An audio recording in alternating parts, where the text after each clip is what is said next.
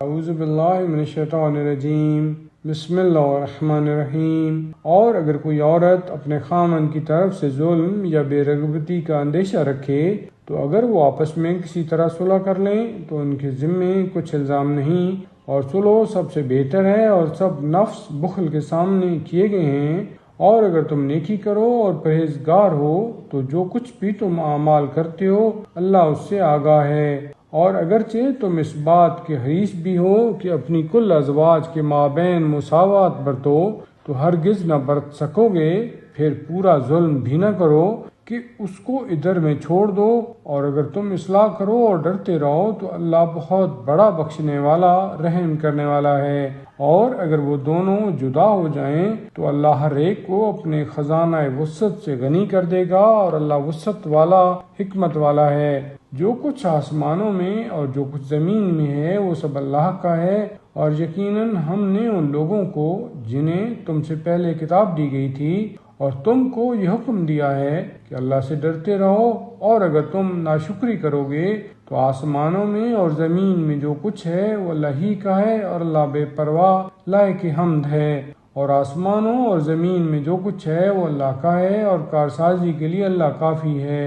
اے لوگو، اگر وہ چاہے تو تم کو فنا کر دے اور بجائے تمہارے اور پیدا کر دے، اور اللہ اس پر پوری قدرت رکھتا ہے۔ جو شخص دنیا کا بدلہ چاہتا ہے تو خدا کے پاس دنیا کا بدلہ بھی موجود ہے اور آخرت کا بھی، اور اللہ سننے والا دیکھنے والا ہے۔ اے ایمان لانے والو، تم انصاف کے لیے بڑے مضبوط بن جاؤ اور خدا کے گواہ ہو جاؤ، گو تم اپنی ذات یا ماں باپ اور رشتہ داروں کے خلاف گواہی دینی پڑے، کوئی مالدار ہو یا محتاج، خدا دونوں کا حاکم ہے۔ پس تم انصاف سے درگزر کرنے میں خواہش نفسانی کی پیروی نہ کرو، اور اگر تم ادائے شہادت میں زبان دباؤ گے یا منہ پھراؤ گے تو جو کچھ بھی تم کرو گے اللہ اس سے آگاہ ہے۔ اے ایمان لانے والو، تم اللہ پر اور اس کے رسول پر اور اس کتاب پر جو اس نے اپنے رسول پر نازل کی ہے اور اس کتاب پر جو اس نے پہلے نازل کی ہے ایمان لاؤ، اور جس شخص نے خدا کا اور اس کے فرشتوں کا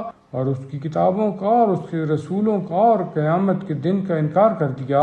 وہ راہ راست سے بہت ہی دور جا پڑا۔ جو لوگ ایمان لائے پھر کافر ہوئے، پھر ایمان لائے، پھر منکر ہوئے، پھر انکار میں بڑھ گئے، خدا کا یہ کام نہیں ہے کہ ان کو بخشے اور نہ یہ کہ ان کو راہ راست دکھلائے۔ اے رسول، منافقوں کو خوشخبری دو کہ یقیناً ان کے لیے دردناک عذاب تیار ہے۔ ان منافقوں کو جو مومنوں کو چھوڑ کر کافروں کو اپنا یار بناتے ہیں، کیا ان کے پاس عزت تلاش کرتے ہیں؟ حالانکہ عزت خدا کے لیے ثابت ہے۔ اور وہ تم پر کتاب میں یہ حکم نازل کر چکا ہے کہ جس وقت تم یہ سنو کہ خدا کی آیتوں کا انکار کیا جاتا ہے اور ان کی ہنسی اڑائی جاتی ہے تو تم ان لوگوں کے پاس مت بیٹھو جب تک کہ وہ کسی اور معاملہ میں گفتگو نہ شروع کر دیں، ورنہ تم بھی صورت میں کفر میں انہی کی مانند ہو جاؤ گے۔ بے شک خدا کل منافقوں اور کافروں کو جہنم میں جمع کرے گا۔ جو تمہارے انتظار میں لگے ہوئے ہیں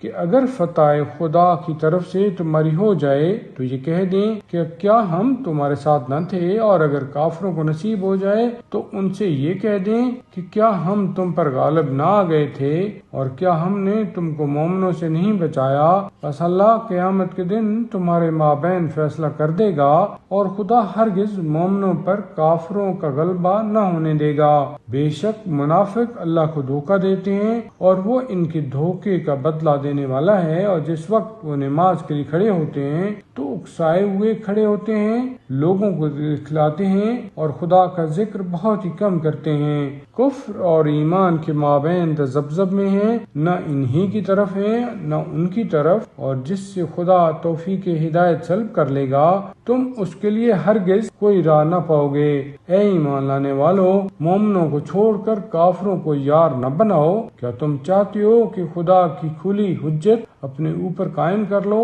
یقیناً منافق جہنم کے سب سے نیچے طبقے میں ہوں گے اور تم ان کا کوئی مددگار نہ پاؤ گے سوائے ان کے جو توبہ کر لیں اور نیکی اختیار کریں اور خدا کا سہارا لیے رہیں اور اللہ کے واسطے اپنا دین خالص کر لیں تو وہ مومنوں کے ساتھ ہوں گے، اور عنقریب خدا مومنوں کو بڑا اجر دے گا۔ اگر تم شکر کرو اور ایمان لاؤ تو خدا تم کو عذاب کیوں دے گا، حالانکہ اللہ تو قدردان صاحب علم ہے۔